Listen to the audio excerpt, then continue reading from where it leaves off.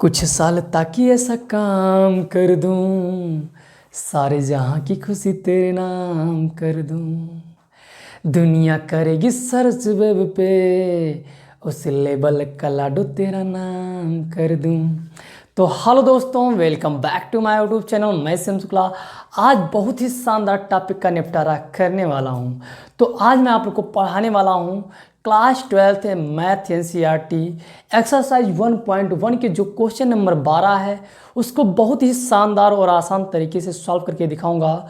तो आइए क्लास को शुरू करते हैं और क्वेश्चन को पढ़ते हैं और बड़े ही शानदार तरीके से सॉल्व करके आप लोग को दिखाते हैं।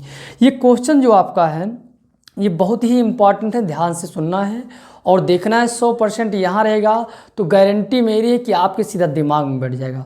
तो क्वेश्चन क्या कह रहा है, सिद्ध कीजिए कि समस्त त्रिभुजों के समुच्चय ए में आर जो संबंध है T1 T2 इस प्रकार है कि T1 T2 के समरूप हैं द्वारा परिभाषित संबंध आर एक तुल्यता संबंध है। जो आपका T1 और T2 का जो संबंध है वो क्या है, समरूप है। और इसको क्या परिभाषित करना है, संबंध आर के लिए एक तुल्यता संबंध परिभाषित करना है, ये दिमाग में रखना है। तो तुल्यता संबंध आप लोग जानते हैं क्या होता है, स्वातुल्य होना चाहिए, सममित होना चाहिए और संक्रामक होना चाहिए। अगर ये कंडीशन मिलता है तो आप जानते हैं कि आपका क्या है, तुल्यता संबंध है। अब देखिए इसके आगे क्या कह रहा है, कह रहा है कि भुजा संबंध है, ठीक है। कह रहा है भुजाओं 3,4,5 वाले समकोण त्रिभुज T1 भुजा 5,12,13 वाले समकोण त्रिभुज T2 तथा भुजाओं 6,8,10 वाले समकोण त्रिभुज T3 पर विचार कीजिए। T1, T2 और T3 में से कौन सा त्रिभुज परस्पर संबंधित है। यानी यहाँ आपको जांच करना है, क्या जांच करना है कि कौन सा त्रिभुज जो है वो क्या है, आपस में संबंधित है, समरूप उसमें है। तो चलिए इसको पहले हम क्या करेंगे, तुल्यता सिद्ध करके दिखाएंगे, उसके बाद इसको सिद्ध करके दिखाते हैं आराम से, ठीक है, जांच करके दिखाते हैं। तो सबसे पहला हमारा काम क्या है, इसमें बहुत ही सिंपल है। आपको क्या दे रखा है तो ध्यान दें, सबसे पहले आपको समझना है स्वातुल्य सिद्ध करना है। क्या सिद्ध करना है भैया, स्वातुल्य, बहुत ही सिंपल और शानदार तरीके से। तो स्वातुल्य आप जानते हो, स्वातुल्य में क्या होता है, खुद से खुद का संबंध होता है। इसमें आपको दो त्रिभुज दे दिया है T1 T2। चलिए हम यहाँ केवल क्या लेंगे, एक त्रिभुज लेंगे, उसका उससे संबंध अगर है तो हमारा क्या है, स्वातुल्य है। चलिए हम ले लेते हैं, क्या ले लेते हैं, समुच्चय ए से क्या लेते हैं, T1 लेते हैं, ठीक है। T1 हमारा त्रिभुज है। अब T1 जो त्रिभुज है वो क्या है, एक त्रिभुज है। अगर उस त्रिभुज का दूसरे त्रिभुज का संबंध अगर दिखाएं तो क्या होगा, वही त्रिभुज अगर स्वयं से उसके सामने, जैसे मैं खड़ा हूँ और फिर दूसरे शीशा में मैं अपना देखूँ तो मेरा साइज़ क्या होगा, एकदम बराबर होगा। तो क्या हो जाएगा कंडीशन, ये T1 है तो वो कंडीशन क्या हो जाएगा, स्वर्गासम हो जाएगा। तो जब ऐसा स्थिति हो तो ये क्या है, ये हमारा T1 जो है, T1, T1 ये किससे संबंधित है, ये R से संबंधित है। यानी ये जो संबंध है ये R में है, तो ये R में है, इसलिए हम क्या कह सकते हैं कि स्वातुल्य है। अतः हम कह सकते हैं कि R जो है वो क्या है, स्वातुल्य है। क्या है, स्वातुल्य है। तुम समझ पाए, बिल्कुल समझ पाए होंगे, पूरा उम्मीद है। क्यों, क्योंकि तुम जानते हो क्या, स्वातुल्य होने के लिए क्या होना चाहिए, खुद का खुद से संबंध, और समरूप होने के लिए क्या होना चाहिए, बिल्कुल सेम, दोनों कंडीशन, दोनों भुजाएं सेम होना चाहिए। अगर ऐसा है, सेम हो जाए तो समरूप हो जाता है, जिसका रूप समान उसी को तो समरूप कहेंगे। तो ये हमारा कंडीशन यहाँ भी है और ये संबंध R में भी है, तो इसीलिए ये क्या हो गया, R स्वातुल्य हो गया, ठीक है। एक काम ये हो गया, इतना बात समझना है, ज़्यादा सोचने की आवश्यकता नहीं, जो मैंने बताया उसको दिमाग में रखना है। अब चलिए सममित को सिद्ध करते हैं, किसको, सममित को, ठीक है, सममित सिद्ध करते हैं। सममित में सर क्या करेंगे, तो यहाँ आपको क्या लेना है, T1 और T2 लेना है। वो कहाँ से लेना है? समुच्चय ए से लेना है। ठीक है, अब इसको हम क्या करेंगे ज़रा बताओ। हम T1 लेते हैं और फिर क्या लेंगे, ये T1 त्रिभुज है और फिर हमारा क्या है T2 त्रिभुज है, ये समरूप है। ठीक है, ये क्या है? समरूप है। अगर ये समरूप है, क्या है? ये समरूप है, तो हम कह सकते हैं, अगर ये समरूप है तो हम यहाँ से मान लेंगे, क्या मान लेंगे कि माना, थोड़ा ये मान लेना कि T2 आपका जो त्रिभुज है T2 वो समरूप है किसके? T1 के। ठीक है, T1 के। अब ये कंडीशन दोनों आप जानते हो कि अगर आपका फार्मूला जो है क्या होता है कि A, B बिलोंग करे किससे? R से। अगर ये संबंध इससे बिलोंग करता है, ये संबंध है उसमें, तो आप कह सकते हैं और B, A ये अगर शर्त को पूरा कर रहा है तो हम कह सकते हैं क्या कि सममित हो जाएगा। देखिए ये इससे समरूप है, तो मैंने क्या मान लिया कि माना T2 समरूप है T1 के, अतः हम कह सकते हैं इस शर्त को पूरा कर रहा है। कौन सी शर्त को? इस शर्त को। और इस शर्त को जो पूरा कर रहा है, अतः क्या हो जाएगा? R जो संबंध है वो क्या है? सममित है।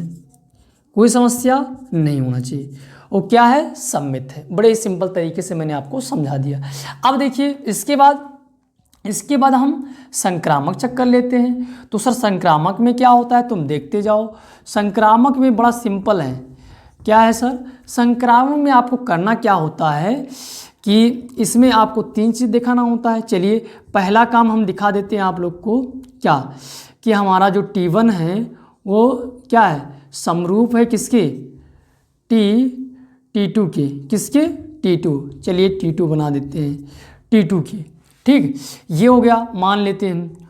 और फिर देखिए माना, अब फिर मान लेते हैं क्या कि माना T2 ये समरूप है T3 के।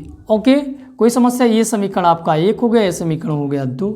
अब यहाँ से हम क्या करेंगे, ये हमारा सेम है ना, ये इसके समरूप है, इसके समरूप है, तो क्या हो जाएगा? समीकरण 1 और 2 से, समीकरण 1 और 2 से, समीकरण 1 और 2 से क्या हो जाएगा? 1 और 2 से आपका हो जाएगा T1 और T3 समरूप हो जाएगा। ठीक है, अब यहाँ से आप लोग क्या कह सकते हैं कि आपका T1 संबंध है किससे? T1 संबंध है T3 से। इसलिए क्या हो जाएगा भैया, ये संबंध किस में है? आपके R में है, संबंध में है। अतः हम कह देंगे ये तीनों संबंध आपको मिल गया। ठीक है, ये फार्मूला आप जानते ही हो, T1 समरूप है T2 और T2 समरूप है T3 के, तो हम कह सकते ये T1 समरूप हो जाएगा T3 के। ठीक है, तो इस प्रकार से ये संबंध इसमें है। अतः हम कह सकते हैं क्या? अतः R जो है वो क्या हो जाएगा? संक्रामक हो जाएगा। क्या हो जाएगा? संक्रामक है। ठीक है, ये सिंपल वे में हो गया, बड़ा ही सिंपल है। फार्मूला इजी, फार्मूला से आप लोग बहुत ही आसानी से सॉल्व कर सकते हैं इस प्रकार से। तो ये हो गया संक्रामक, समतुल्य और सममित। जब ये तीनों हो गए तो आपको पता है, क्या पता है कि जब तीनों अगर आपने प्रूव कर दिया है, तीनों है, तो आपका तुल्यता संबंध जरूर होगा। अतः हम कह सकते हैं कि जो संबंध है, अतः R जो संबंध है वो क्या है? तुल्यता संबंध है। तुल्यता संबंध है। ठीक है, तुल्यता संबंध है, कोई समस्या इतने में नहीं होना चाहिए। अब देखिए इसके बाद हम लोग क्या करते हैं, इसके बाद हमारा ये कह दिया है कि बताइए कि समकोण त्रिभुज, क्या समकोण त्रिभुज T1 T2 और T3 का जो ये दिया हुआ है, भुजाओं का भुजा जो दिया है, ये क्या इसमें से परस्पर कौन सा संबंधित है? चलिए आप लोग जानते हो कि क्लास 10th में पढ़े हो कि अगर किसी त्रिभुज के अनुपात, किसी दो त्रिभुज में अनुपात है तो क्या होता है? वो समरूप होता है। चलिए इसको हम जांच करते हैं। हमारी तीनों भुजाएं आप लोग स्क्रीन पर देख रहे होंगे, तीनों भुजाएं। ठीक है, अभी हम आप लोग को सिद्ध करके इसको भी दिखाते हैं जरा कौन सा है। तो इसमें आप लोग देख रहे हैं क्या है, आपको कौन सा अनुपात दे रखा है? तो जो T1 है ये क्या है 3 है, तो यहाँ T3 देखिए इसमें क्या है 6 है यानी दुगना कर दिया गया है। जो आपका 4 है इसका दुगना यहाँ 8 हो गया है, और 5 का दुगना कितना हो गया 10 हो गया है। तो ये इसमें T1 और T3 में संबंध दिखाई दे रहा है, लेकिन इसमें संबंध नहीं है, T2 में संबंध नहीं है। तो देखिए हम लिख सकते हैं, अनुपात देखते हैं, जरा जांच करते हैं। क्या जांच करते हैं कि T3 और हमारा ये क्या है 6, ठीक है। तो इसमें क्या हो जाएगा 1/2 हो जाएगा अगर इसको काटोगी। अब देखिए 4/8 ये हमारा मिल रहा है ना, ये किसमें T1 और T3 में अनुपात है, T1 और T3 में अनुपात है। अब देखिए ये मिल रहा है, तो यहाँ से हमारा क्या हो जाएगा 1/2। अब उसके बाद हमारा कितना है 5/10, 5/10 1/2। ये तीनों में क्या है अनुपात बराबर है। अतः हम कह सकते हैं कि जो T1 है वो समरूप है किसके T3 के। T1 जो है वो किसके समरूप है T3 के। अतः हम कह सकते हैं कि जो T1 है वो संबंधित किससे किसके हैं। तो आप कह सकते हैं कि T1 जो है वो T3 के संबंधित है और समरूप भी है, संबंधित और समरूप भी है। ये देखिए ये संबंध R में है, अतः ये क्या है, ये सिद्ध हो गया कि ये दोनों क्या हैं समरूप हैं। हो गया, प्रूव हो गया। तो बड़े ही सिंपल वे में आप लोग इस तरह के समझ सकते हैं, सिद्ध हो गया। अब हम फिर मिलते हैं धमाकेदार वीडियो के साथ, तब तक के लिए धन्यवाद। जय हिंद।